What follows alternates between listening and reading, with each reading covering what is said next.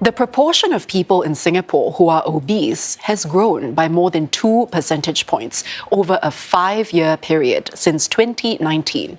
The increase is especially prevalent among young adults aged 18 to 29, which almost doubled according to the latest National Population Health Survey. The Health Ministry says this trend demands urgent attention, along with poor mental health among youths.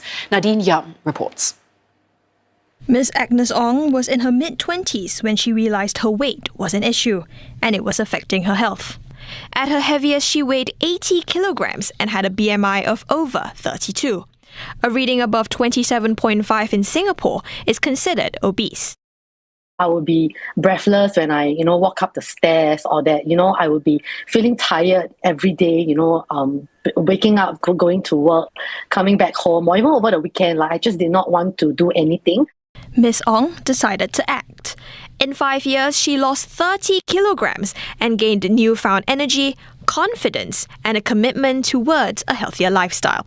This change actually coincided with the COVID lockdown, and then there was this wave of let's do workouts at home. And then so I started off with that. And then when COVID opened up, I told myself that, I needed to get outside. So I signed up for fitness classes. I started to change my diet, and then all things combined, and that's how I started the journey. According to the 2024 National Population Health Survey, the population of obese residents in Singapore has increased significantly from 10.5% in 2019 to 2020 to 12.7% in 2023 to 2024. Experts say busier and more digitally driven lifestyles may have led to this trend, especially among young adults. When people move on from student life to start working, often they will have less time to exercise perhaps and lead more sedentary lifestyles. Stress levels may go up. All these things do contribute to obesity. And over the years, we've also got very convenient food delivery options that are not always healthy. Another key concern is mental health. According to the survey, about 1 in 4 young adults aged 18 to 29 have reported struggling with stress, anxiety, and isolation. But there's a greater willingness among them to seek help. There's more education, information about mental health, mental disorders. So I guess when members of the public or the youth finds that they are not coping well, they may be experiencing some symptoms, they may be more willing to seek help. Reflecting on the study, Health Minister Ong Ye Kung says Singapore's preventive care strategies are showing early signs of progress, and one cannot expect immediate results.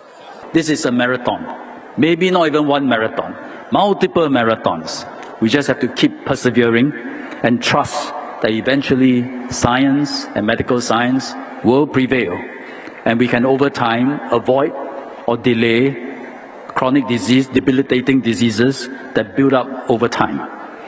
Then quality of life will improve, workload and physical demands on the healthcare system will be more manageable. He adds that the Health Ministry will continue its efforts to support Singaporeans to take charge of their health and live healthier lifestyles. And for more analysis, we're joined by Dr. Lee Phong Ching, who is a Senior Consultant Endocrinologist and Director of the Obesity Centre at Singapore General Hospital. Dr. Lee, thanks for joining us today. Now, let's start with the good news, which is that there's more total physical activity. What is driving a healthier lifestyles? Is it greater awareness or simply a byproduct of the COVID-19 pandemic? Thanks, Angela, for having me. It is encouraging that the latest National Population Health Survey is showing some positive results in this regard.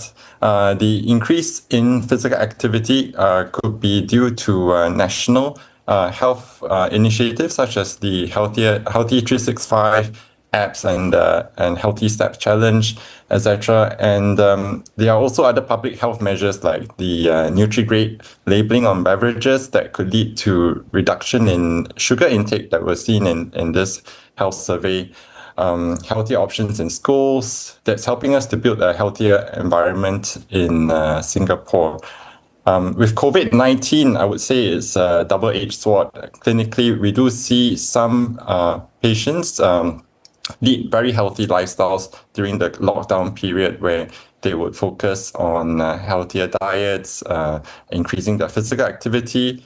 But on the other hand, there would be others that would lead less healthy lifestyles. They'll be ordering food in, so the wide availability of high calorie, high fat, high salt, high sugar foods are widely available on Grab, etc., and that could lead to the increase in obesity too.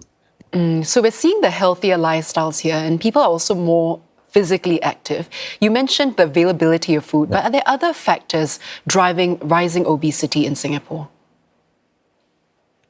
Yeah, so it is a complex issue. It's more than just diet and physical activity. I mean, stress, poor sleep, genetics all contribute to obesity, and it is worrying to see that the mental health is also on a decline, and certainly a high stress environment would contribute to obesity. One key thing to note is that the recent National Nutrition Survey shows that the amount of calories on average that we take in Singapore is rising. So although sugar intake is coming down, perhaps we're still taking excessive amounts of fat, salt, and calories that we'll need to tackle. So why do you think the Health Ministry is paying such close attention to obesity? What would be the opportunity cost for all of us if the problem is left unchecked, especially considering we're also going to become a fast-aging society? Yeah, certainly obesity is an established risk factor for other chronic diseases such as diabetes, hypertension, cardiovascular diseases, and these chronic diseases all go up over time as we age. And another problem that we get with the aging society is muscle loss. So with obesity and increasing muscle loss, we'll end up with a condition called sarcopenic obesity, and that really affects the person's quality of life. And together, obesity, aging society will really lead to increase in healthcare expenditure, cost, and poorer quality of life. Now, another area of concern that the survey highlights is mental health, especially those aged between 18 to 29, the young adults. So what more needs to be done, you think, to address this, especially among the younger population? Yeah, so I think with the younger population is really a period of transition. People go from student life to working life, and it may be difficult to navigate this shift. I think they also do experience quite a bit of stress. So I think that the recent national initiative, Grow Well SG, does help to tackle obesity in a younger population, as we need to start building healthy habits from young.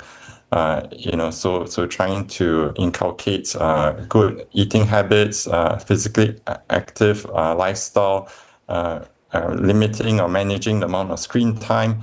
All these measures are really important to start whilst they are school going, in order to set them up for a healthier lifestyle and to manage their weight as they grow up. Yeah, and the current survey highlights obesity and mental health in particular. Are there also other chronic diseases that we need to keep an eye on as well, especially from your perspective as a doctor?